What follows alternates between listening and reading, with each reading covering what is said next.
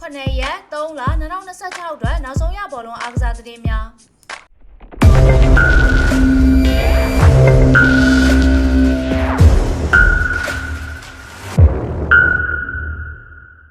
အားလုံးပဲမင်္ဂလာပါရှင်ကိုဆိုစပေါ့ channel လေးကနေပြန်လည်ကြိုဆိုလိုက်ပါတယ်ဒီနေ့တင်ဆက်ပေးမယ့်အကြောင်းအရာလေးကတော့ထိုင်းစစ်ဘူအပ်ပါဘေးဟာဗုဒ္ဓဟူးနေ့မှာအသင်းအတွက်ပါဝင်ကစားပေးနိုင်ဖို့အရာအားလုံးလှုံ့ဆော်နေတယ်လို့မာကသတင်းကဖော်ပြထားပါတယ်အာဆင်နယ်ကွင်းလယ်တိုက်စစ်စားသမားဒီဂရန်ရိုက်ဟာဒီညလန်ဒန်ဘောလုံးစုပေးပွဲမှာတနစ်တာအကောင်းဆုံးစားသမားစုကိုရရှိခဲ့ပါတယ်ဂျူဘယ်လင်ဟန်နဲ့ကီလီယန်အမ်ဘာဘေတို့ဒဏ်ရာကနေပြန်မလာရင်မန်ချက်စတာစီးတီးကိုဖြုတ်ချဖို့မဖြစ်နိုင်ဘူးဆိုတော့ရီယယ်မက်ဒရစ်ကယုံကြည်တယ်လို့ COP ကဖော်ပြထားပါတယ်။နမိုင်းရမဲရဲ့ယာဒီလိုက်ဂိုးနဲ့ဂိုးဖန်တီးမှုများကတော့2023-2024 35ရာခိုင်နှုန်း16နှစ်2024-2025 58ရာခိုင်နှုန်း18နှစ်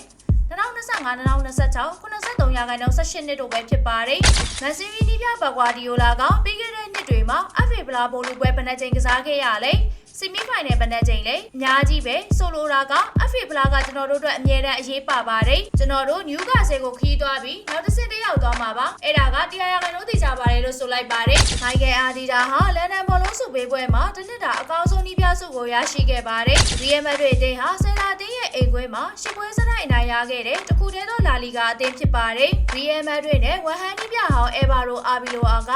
မန်ချက်စတာစီးတီးနဲ့ရီယယ်မက်ဒရစ်တို့ရဲ့ UCL ပွဲစဉ်အပေါ်ဗုဒ္ဓဟူးနေ့မှာပရိသတ်တွေရဲ့အားပေးမှုကိုကျွန်တော်တို့လိုအပ်ပါတယ်။စီးရီးဟာအရန်ကောင်းတဲ့ပြိုင်ပွဲတစ်ယောက်ဖြစ်လာလိမ့်မယ်။မက်ဒရစ်စတာတွေကျွန်တော်တို့ဘက်မှာရှိနေတဲ့အခါကျွန်တော်တို့ပိုပြီးတန်မာလာပါတယ်လို့ပြောကြားခဲ့ပါတယ်။ဘိုင်ယန်တိုက်စစ်စားသမားလိုဝဲဒီရက်ဟာဘိုင်ယန်နဲ့ပြိုင်ပွဲဆောင်မှာဂိုးနဲ့ဂိုးဖန်တီးမှု32ကြိမ်ရရှိခဲ့ပြီးဖြစ်ပါတယ်။33ပွဲကစားရမှာ19ဂိုးသွင်းပြီးဂိုးဖန်တီးမှု12ကြိမ်ပြုလုပ်နိုင်ခဲ့တာဖြစ်ပါတယ်။ဂျာဒီလိုက်ပြိုင်ပွဲဆောင်မှာဂိုးဖန်တီးမှုအကောင်းဆုံးစားသမားတွေကတော့မိုက်ကယ်အိုလီဆေး23ကြိမ်အာရာဂူလာ15ကြိမ်ဘရူနိုဖာနန်ဒက်15ကြိမ်တို့ပဲဖြစ်ပါတယ်။ရီယယ်မက်ဒရစ်တိုက်စစ်စားသမားဘီနီစီယက်ကသူ့အခြေအနေတွေနဲ့ပတ်သက်ပြီးကျွန်တော်နည်းနည်းမောပန်းနေခဲ့ပါတယ်။ပြီးခဲ့တဲ့ရက်အနေငယ်အတွင်းပွဲတွေအများကြီးကစားခဲ့ရတယ်လို့ဆိုလိုက်ပါတယ်။အဆုံးဖြတ်အားပေးကြတဲ့ဘလုံးပရိသတ်များအားလုံးကိုထူးပဲကျေးဇူးတင်ပါတယ်ရှင်အားကစားသတင်းတွေကိုနေ့စဉ်တင်ဆက်ပေးမှာမို့လို့ကိုစိုးရဲ့ TikTok အကောင့်နဲ့ YouTube Channel လေးကိုလည်း Like and Subscribe လေးပြုလုပ်ထားပေးကြပါအောင်နော်